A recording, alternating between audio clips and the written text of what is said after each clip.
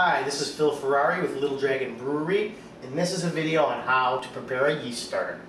The first thing I want to go through is the materials that you're going to use for the project. And what I have here is all the materials you can see. We use a measuring cup and measuring spoons.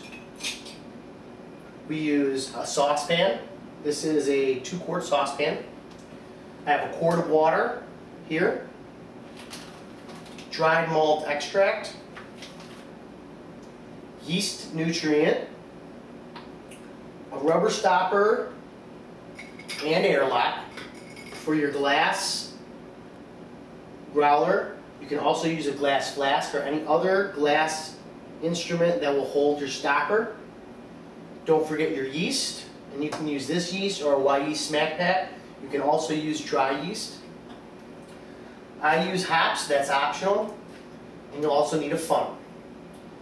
If you use the Y-yeast smack pack, you're going to want scissors as well, which you would keep here in sanitizing solution, and of course you'll also need some sanitizing solution. Alright, after you have all your materials ready, your first step is to make sure that everything's clean. Throughout the brewing process, you're going to want to make sure that you sanitize and clean everything everywhere. That's the best way that you can make sure that you're going to have good beer. So what I'm going to do is I'm going to take everything that we're going to use that could possibly touch the wort, and I'm going to put it in this sanitizing solution.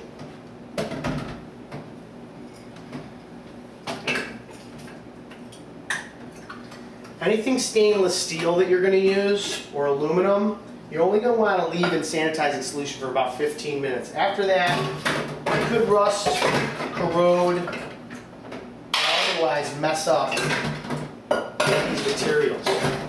I also want to make mention that you're going to want to make sure you sanitize the outside of the yeast pack or yeast container, just so that when you're pouring it in, if there's something on the outside, that it doesn't contaminate your wort. Once you put everything in there, take a washcloth and wash everything down, and you're going to want to dry it off. After sanitizing everything in the sanitizing solution and washing your hands thoroughly, your next step is to take your saucepan, fill it up with 1 quart of water, start it boiling. While it's boiling, what you want to do is take your malt extract and your measuring cup.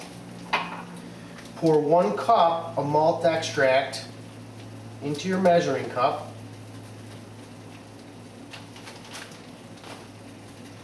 Turn off the heat so you don't burn your malt extract, and pour in the malt extract.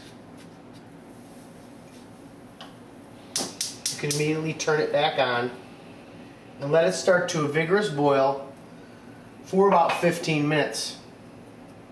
In addition, what you're going to want to do, what I recommend, is to add a little bit of hops. And what I usually do is just put 2 or 3 pellets of hops into the boil. After adding the hops, and basically one of the reasons why you add hops is because essentially you have here a mini brew. And beer has hops in it, and every wort should have some hops in it to maintain the integrity of a normal brew. The second reason why you'd add hops is because hops is an astringent, and it further helps to clean and keep bacterial infections away from your wort. After you've added the hops, you can turn the heat back up until you have a vigorous boil, and you wait 15 minutes. After it's been boiling for about 15 minutes, I put the lid on top of it. I'm going to let the lid sit for about 2 minutes, which I've already done. What I'll do is I'm going to take 1 teaspoon of yeast nutrient. And what yeast nutrient basically does is it helps the yeast get a quick start on converting the wort into a brew. I'll put the yeast nutrient in, and it doesn't really need to boil very much. So essentially what I'm going to do here, after I put the yeast in, put the top on, I'm going to let it sit for a minute, and as it's sitting, I'll explain to you what I'm going to do here. The next step you need to fulfill essentially is to take your yeast starter and cool it down rapidly so you can pitch the yeast.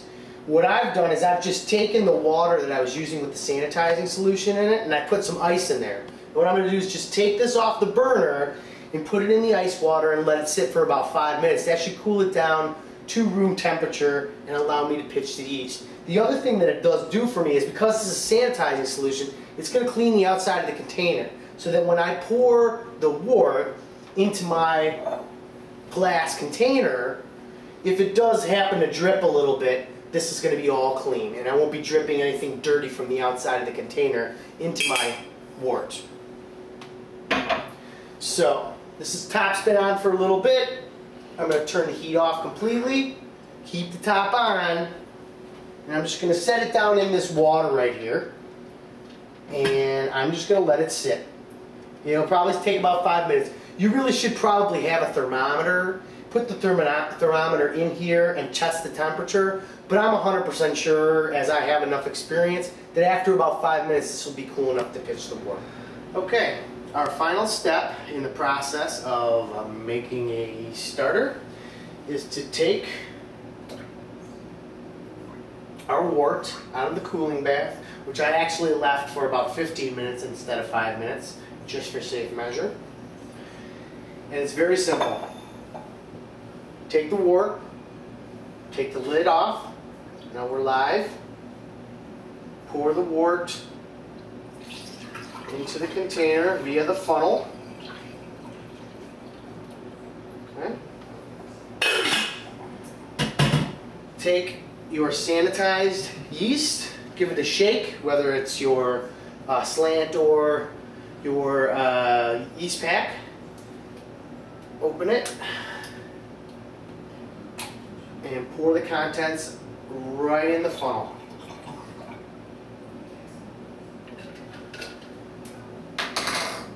Now you just take your airlock, put it into the rubber stopper, remove the funnel, put the stopper in the hole. What you'll also want to do to aerate the wort is to shake it around a tiny bit, just to make sure it gets mixed.